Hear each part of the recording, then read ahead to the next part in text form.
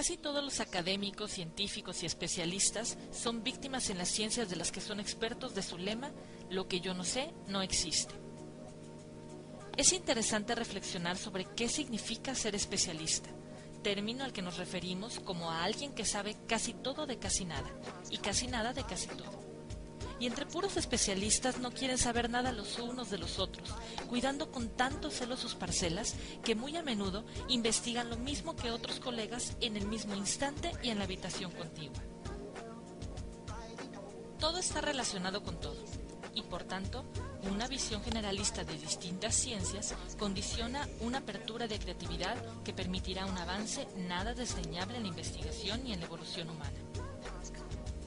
Así podemos relacionar la física con la astronomía, esta con las matemáticas, esta con la aeronáutica, esta con la ingeniería de materiales, esta con la química, esta con la nutrición, esta con la medicina, y todas ellas entre sí, porque siempre habrá algún tipo de vínculo e interconexión.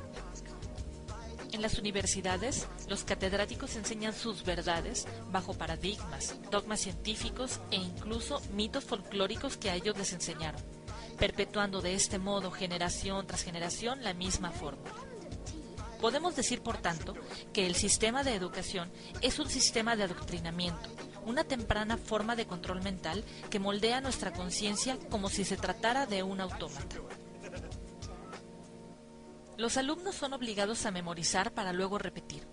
Se nos enseña a no pensar y a memorizar fórmulas desconectadas entre sí, sin saber cómo llegar a ellas. No se promueve la sinergia entre especialidades ni la combinación e interconexión de ideas. El lema que siempre se ha usado para controlar a las grandes masas de población es divide y reinarás. Nos hacen adquirir el conocimiento de una forma compartimentada, llegando el nivel de la especialización a los límites más absurdos.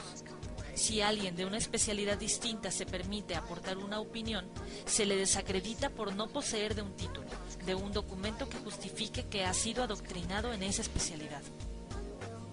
Así un médico, al recibir una opinión médica de alguien ajeno a la medicina, lo subestimará y sonreirá para sus adentros sin prestarle atención, al igual que ocurrirá con psicólogos, ingenieros, arquitectos o cualquier otro facultativo. De esta forma de proceder, trata un film llamado El aceite de la vida, basado en un caso real donde el hijo de un matrimonio es víctima de una enfermedad degenerativa incurable, la cual, por los pocos casos que se dan, no interesa investigar.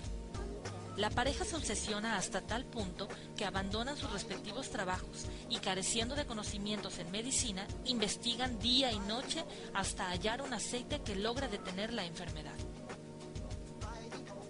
Cuando estudiamos es tanta la materia absurda que nos hacen deglutir, que no dejan tiempo material para poderse cuestionar si es o no verdadero y razonable todo lo que nos fuerzan a memorizar. Especialmente en los estudios universitarios, se hace patente que se instruye en mucha información completamente inútil, actuando de relleno, omitiendo inculcar nobles valores humanos, éticos, morales, espirituales y de autoestima con los que convertirse en personas humanas con conciencia. Por tanto, se fundan de este modo unos cimientos que, tanto si son correctos o falaces, acabarán formando parte del bagaje del licenciado, y sobre estos conocimientos incuestionados es sobre los que se erigirá el progreso y el futuro de la nueva ciencia.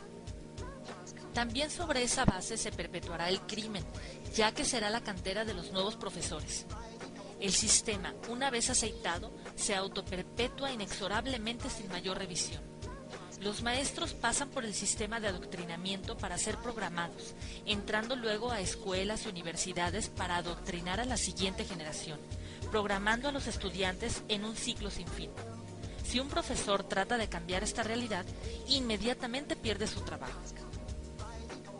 Tal vez uno de los casos más flagrantes del terrorismo académico son los laboratorios farmacéuticos, los cuales aportan a la sociedad tanto la mercancía comercializada como sus ensayos, estudios y prospectos, sin apenas ser cuestionado por ninguna entidad independiente y en muchos casos con la ayuda gubernamental a través de sus grupos de presión y de su gente infiltrada en los estamentos públicos. Como reza la frase, él se lo guisa, él se lo come. Y lo que adoctrinan los grandes laboratorios es lo que engrosa esa fuente, esos cimientos de lo que se enseñará a nuestros jóvenes farmacéuticos y médicos, los cuales gozan de indudable crédito y respeto por sus conocimientos ante la sociedad, olvidándonos incluso de que son especialistas en las enfermedades y no en la salud, algo que algunos profesionales concienciados ya empiezan a cambiar. Si además pensamos en el tiempo libre del que dispone la población para dedicarlo a pensar, cuestionar dogmas e investigar por sí mismo su veracidad, nos daremos cuenta de que es inexistente, ya que el ser humano vive relativamente poco. Pensemos en la edad en la que un joven médico termina su licenciatura y se incorpora a la sociedad laboral. Pongamos los casi 30 años, que es cuando empieza realmente a aplicar sus conocimientos. A los 35 años, tiene un bagaje suficiente como para adentrarse en terrenos nuevos y desconocidos para sus conocimientos. Pero no hay que olvidar que a esa edad puede empezar a presionar el reloj biológico, si es que no lo hizo antes, y decide tener hijos para evitar que se le pase el arroz. La educación y cuidado de los niños supone tiempo. A eso sumémosle que la familia y los amigos también exigen de tiempo, más si se trata de un grupo cerrado, bien cohesionado y muy intercomunicado, que se traduce en los fines de semana y algunas tarde-noches. Si la jornada laboral se dedica a tareas orientadas completamente al rendimiento monetario, o dicho de otro modo, a la supervivencia económico-familiar, ¿cuánto tiempo le queda para investigar, aprender y educarse en materias que no le impliquen un beneficio económico directo? Por si esto fuera poco, los medios de comunicación intentan ocupar nuestro mínimo tiempo de ocio con fútbol a todas horas, telenovelas, concursos, debates enfocados a enfrentamientos sobre banalidades y con noticias desinformativas alejadas de la realidad y repetitivas. Recuerdo una noticia en la que en un tono de alarma se decía que a consecuencia de la deriva de las placas continentales, el continente americano se partiría en dos, y eso podría ocurrir en solamente 50,000 años. La pregunta sería, ¿a alguien le importa realmente esa noticia de tono alarmista?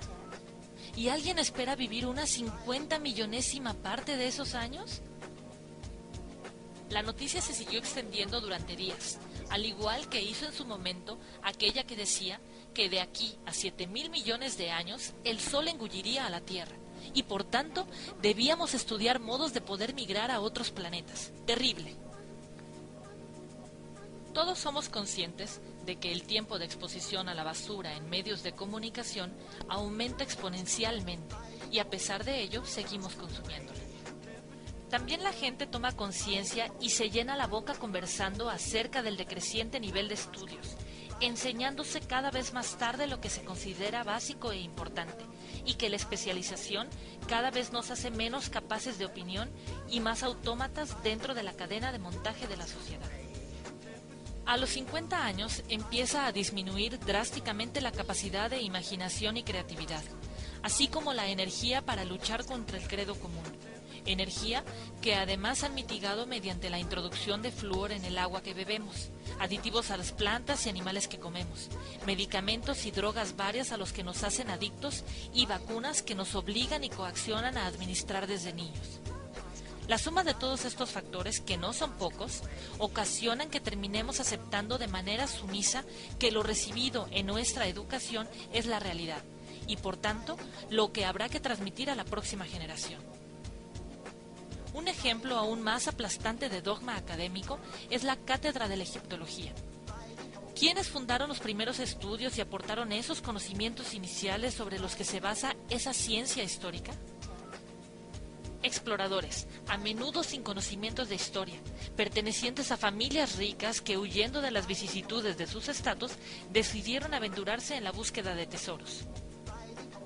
Casos como el del coronel británico Richard W. Howard, quien tras años de elevado gasto de la fortuna familiar en excavaciones infructuosas sin obtener beneficio alguno, tenía que satisfacer su ego y demostrar que su decisión aventurera contribuía finalmente a engrosar de algún modo el estatus y fortuna familiar, ya fuera en forma de fama, dinero o cualquier otra ganancia cuantificable.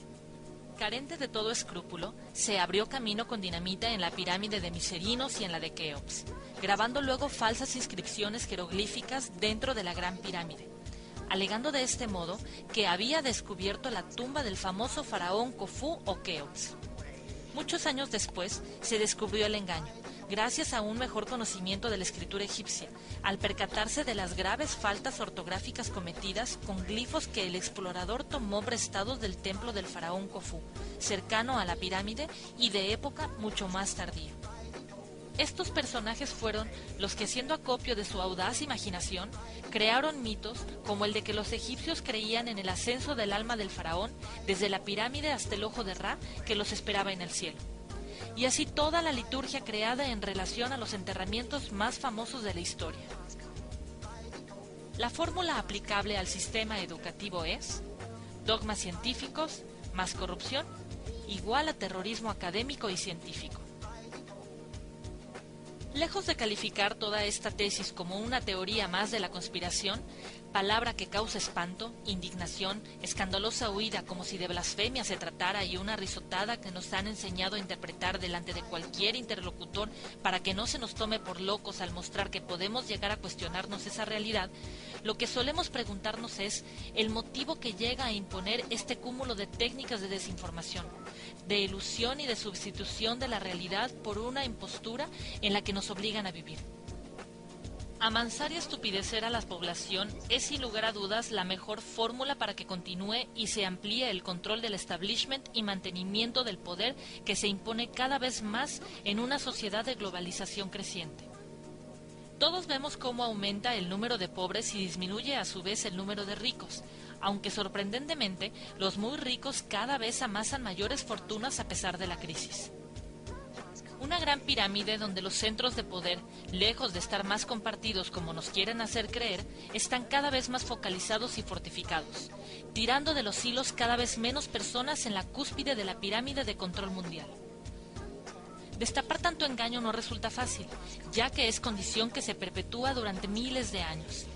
Se conocía perfectamente la redondez de la Tierra cuando se decidió adoctrinar sobre la idea de que la Tierra era plana.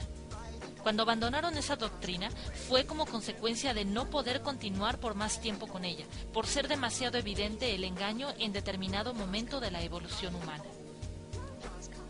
Hoy en día arrastramos adoctrinamientos tan o más falsos que la teoría de que la Tierra es plana, pero algo repetido y reiterado hasta la saciedad, enseñado desde los primeros estadios de la tierna y dúctil infancia y sin alternativas que lleguen fácilmente a oídos de todos los públicos, perpetúa el seguir viviendo en la oscuridad.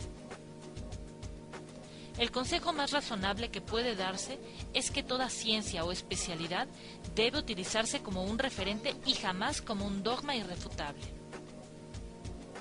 Solo la ambición y el entusiasmo por llegar al conocimiento de la verdad, tomándose la molestia de escuchar todos los argumentos y puntos de vista, por ambiguos, descabellados y extremistas que en determinado momento pudieran parecer, nos permitirá valorar y sopesar todo en su justa medida, discriminando mejor lo real de lo falaz.